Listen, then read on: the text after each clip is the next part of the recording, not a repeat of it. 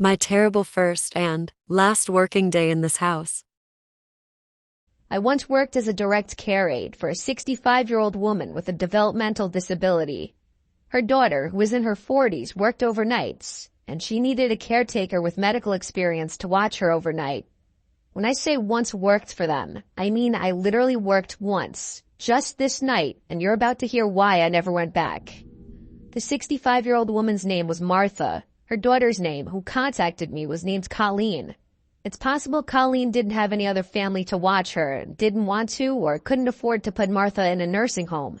Or it was possible that she felt more comfortable hiring somebody with some form of experience to watch over her. At the time, I was already a direct care worker for 2 other women who suffered some forms of developmental disabilities, so I had experience. But nothing prepared me for that night. Colleen left for work. Earlier that day, I worked my first job, so I was really pushing my body to exhaustion, trying to make as much money as possible. Colleen had introduced Martha and I. Martha had given me a smile before Colleen brought her upstairs to her bedroom for the night. It was around 9 p.m. Colleen told me that Martha would sometimes walk around the house at night acting confused, and I'd need to calm her down and bring her back to her room. She specifically addressed this not to be a form of sleepwalking when I asked. She said it's one of the symptoms of her mother's dementia. I told her to rest assured that I'd know how to handle it. I spent my time initially in the living room, catching up on my show. These jobs aren't super glamorous, and for the most part, it is a lot of sitting around. I heard footsteps from upstairs. I went to the stairway and looked up the stairs, then called Martha's name, asking if she needed anything. She didn't answer. I heard her footsteps go back to her room, and then the door closed. Maybe she went to the bathroom. I went back to the living room and watched some more TV. It was maybe an hour later that I got up to grab my sandwich that I brought from the fridge. As I left the kitchen with a plate and my sandwich to go back to the couch, I nearly had a heart attack and dropped the plate when I saw Martha standing at the doorway. Glass shattered everywhere. I apologized to her and asked if she was okay. She started yelling at me, "Who are you?" I reminded her who I am. I'm her direct care worker here to make sure she's okay.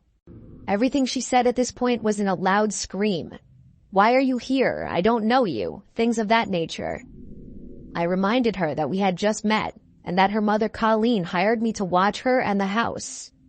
This seemed to work for long enough for me to get her to come back upstairs with me and to her room.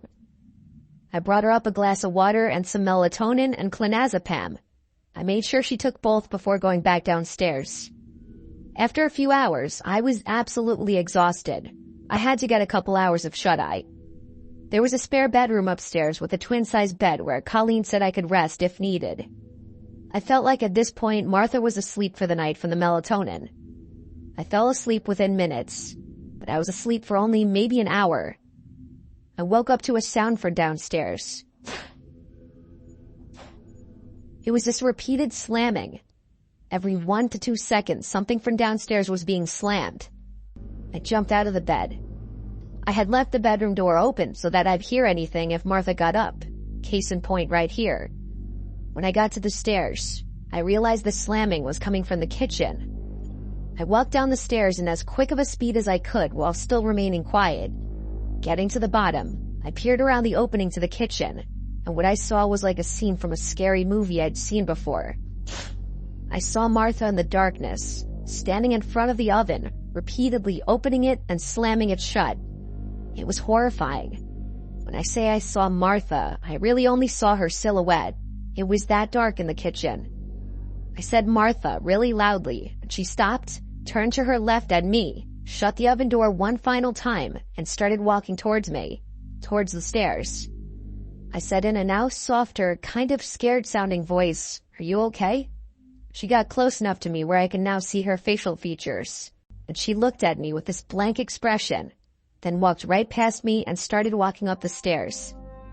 I followed her upstairs, but as soon as she got to her room, she slammed her door shut.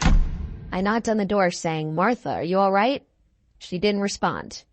I quietly opened the door just to peek inside, and I saw Martha at the side of her bed, just standing facing the wall. I've seen a lot, but this was some pretty unsettling behavior that I feel like is the exact kind of stuff you'd see in some scary movies like I mentioned before. I walked over to her and gently eased her into the bed. When she was laying down, I covered her, and for what I was hoping would be the final time, I said goodnight, Martha, and shut her door. I went across the upstairs to the spare room and went back to bed. I purposely tried not to fall asleep for at least half an hour just in case she'd wake up again, but I don't even know if I made it that long. All I know is I fell asleep pretty freaking quickly. I woke up once again, however much later. The room was still pitch black, and the 1-hour alarm I set had not yet gone off. I looked around the room, wondering what woke me up. I didn't see what it was until I heard a sound from inside the closet. I then noticed the cracked open closet door, and the black shadow of a head peeking out of the closet. Again, I almost had a heart attack. I said, "Martha." She didn't answer. I kept saying Martha a bunch of times until she pushed the door open, and I saw her approaching the bed slowly. She started saying what she was saying hours ago again. "Who are you? I don't know you." As she got closer, I tried calming her down, reminding her who I am. I reached for the lamp next to the bed and fumbled with it until it turned on. Martha was holding a huge kitchen knife in her hand. At this moment, everything changed. Martha was now a threat to my life, and I had to worry about myself, not her. I screamed at this point. Martha put the knife down. I guess my scream stressed her out because she got closer and started screaming back at me, still repeating, "I don't know you." I wasn't going to attempt to calm down a knife-wielding dementia patient. That was not in any job description. I mapped out a way to run around her in the bedroom, and I went for it. I jumped off the bed on the side further from her, and she screamed again, "Who are you?" She swung the knife at the air as I ran past her. It was a slow and weak swipe from what I saw, but nonetheless showed that she had intentions of actually using it. I got downstairs and grabbed my shoes and went outside. Instead of calling 911, I called Colleen as she requested I do if there's an issue. I was courteous in doing this because getting law enforcement involved is never doing anyone any favors. Colleen was yelling into the phone at me not to leave her, and honestly I yelled back that she attempted to kill me and that I didn't call the police. She had to leave work, of course. I stayed outside of the house, making sure Martha didn't go anywhere until Colleen returned. When Colleen went inside, Martha was back in her bed asleep. Colleen went as far as accusing me of exaggerating the whole thing until she found the knife next to Martha's bed. To not give her any more fuel to blame me for any of this, I left out the fact that I ever went to sleep. But that doesn't mean that I felt in any way I did anything wrong. Colleen even offered me that room to sleep. I never worked in that house again.